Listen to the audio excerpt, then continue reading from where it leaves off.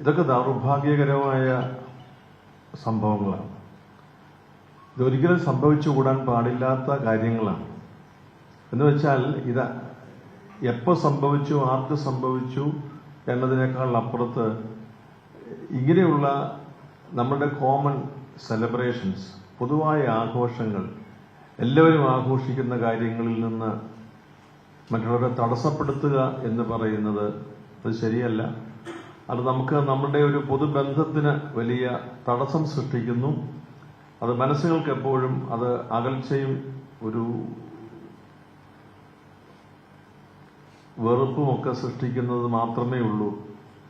എന്താണ് അതുവഴി നേടുന്ന ഒരു നേട്ടം? തികച്ചും ദൗർഭാഗ്യകരമായ ഒരു അനുഭവമായിട്ടാണ് അതേക്കുറിച്ച് പറയുവാൻ കഴിയുക. ഒരു വശത്ത് പ്രധാനമന്ത്രി ഒരു ദേവാലയത്തിൽ പോയി ക്രിസ്മസിന്റെ സന്തോഷത്തിൽ, ആഘോഷത്തിൽ സംബന്ധിക്കുന്നു. വേറൊരു സ്ഥലത്ത് ഇതിന് നേരെ വിപരീതമായ കാര്യം നടക്കുന്നു.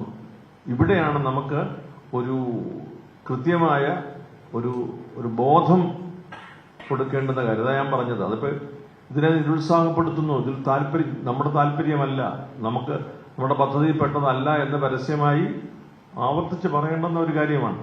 നമ്മൾ നിരന്തരമായി ബന്ധപ്പെട്ടവരെ ഈ കാര്യങ്ങൾ അറിയിക്കുമ്പോൾ അതിന് ആനുപാതികമായി പലപ്പോഴും പ്രസ്താവനകളൊക്കെ നമുക്ക് വരുന്നുണ്ട്. പക്ഷേ എങ്കിലും ഒരു ആക്ഷൻ പ്ലാനിൽ അത് സ്ഥിരമായി നമുക്ക് അത് കാണപ്പെടുന്ന ഫലം ഉണ്ടാക്കുന്നില്ല എന്നുള്ളതാണ് നമുക്കുള്ളൊരു ആകാംക്ഷ.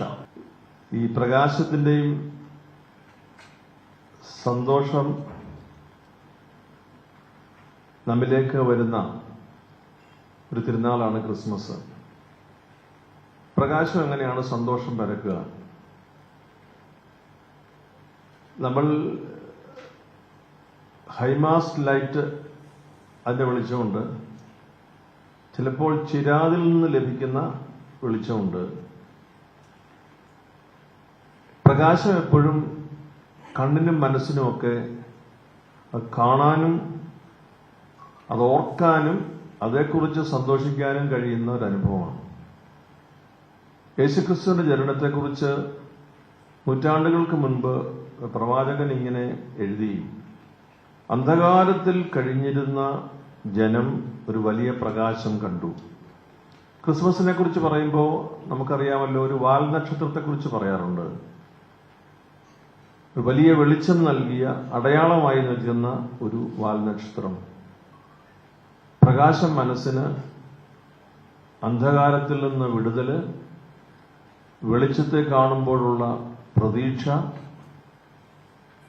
അന്ധകാരത്തിൽ നിന്നുള്ള ഒരു മോചനം ലഭിച്ചു എന്ന ഒരു ഉറപ്പ്, ഇനിയും മുന്നോട്ട് പോകാനുള്ള കാഴ്ച, ഇതെല്ലാം ഒരുപോലെ നമുക്ക് സമ്മാനിക്കുകയാണ്.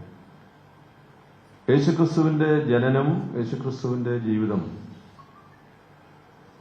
ചുറ്റുപാടുമുള്ളവരുടെ ജീവിതവുമായി ചേർത്ത് പരിശോധിക്കുമ്പോൾ എത്ര വലിയ പ്രതീക്ഷയും പ്രത്യാശയുമാണ് നൽകിയത്.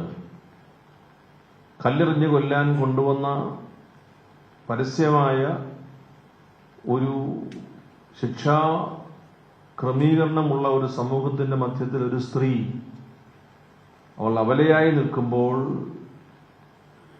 അവളെ സമാധാനത്തോടെ പറഞ്ഞു വിടുന്നതിന് ഈ പ്രകാശത്തിന്റെ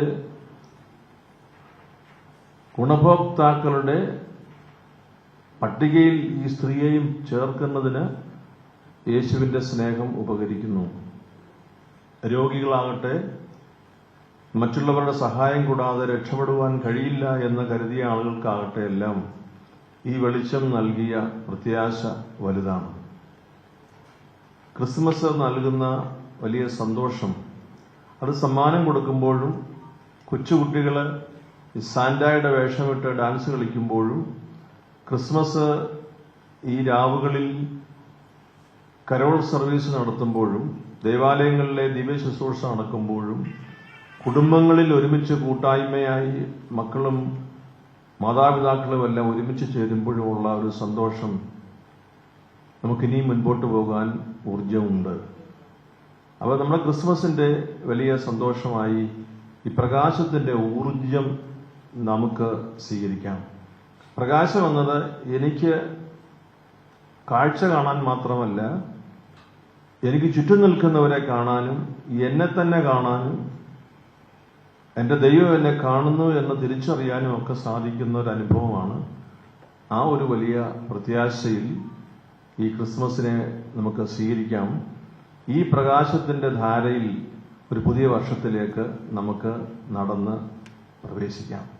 നിങ്ങൾക്കെല്ലാവർക്കും നിങ്ങൾ പ്രതിനിധാനം ചെയ്യുന്ന എല്ലാ സ്ഥാപനങ്ങൾക്കും നമ്മുടെ കുടുംബങ്ങൾക്കും നമ്മുടെ ദേശത്തിനും എല്ലാം ഞാൻ സന്തോഷത്തോടെ ക്രിസ്തുമസിന്റെ വെളിച്ചത്തിന്റെ ഈ തിരുനാളിന് എല്ലാ ആശംസകളും നേരുന്നു. നിങ്ങൾ ഈ വർഷം മുഴുവൻ നമ്മുടെ പൊതുസമൂഹത്തിന് നൽകിയിട്ടുള്ള സേവനങ്ങൾക്ക് മാധ്യമപ്രവർത്തകർ എന്ന നിലയിൽ ഞാൻ നന്ദി പറയുന്നു. നിങ്ങളുടെ ഇടപെടൽ വഴി അനേക ജീവിതങ്ങൾക്ക് പ്രതീക്ഷ ലഭിച്ചിട്ടുണ്ട്. നിങ്ങൾ കണ്ടെത്തിയ ചില കാര്യങ്ങൾ വഴി അനേകർക്ക് മുൻപോട്ട് പോകാനുള്ള ഊർജം ലഭിച്ചിട്ടുണ്ട്. അതെല്ലാം നിങ്ങൾ വഴിയായി നടപ്പിലായ നന്മയുടെ പതിപ്പുകളും സാക്ഷ്യങ്ങളുമാണ്. അത് തുടരട്ടെ. 2026 നിങ്ങൾക്കെല്ലാവർക്കും പുതിയ വെളിച്ചം മുകളിൽ നിന്ന് ലഭിക്കട്ടെ എന്ന് ഞാൻ ആശംസിക്കുന്നു. Happy Christmas, happy new year.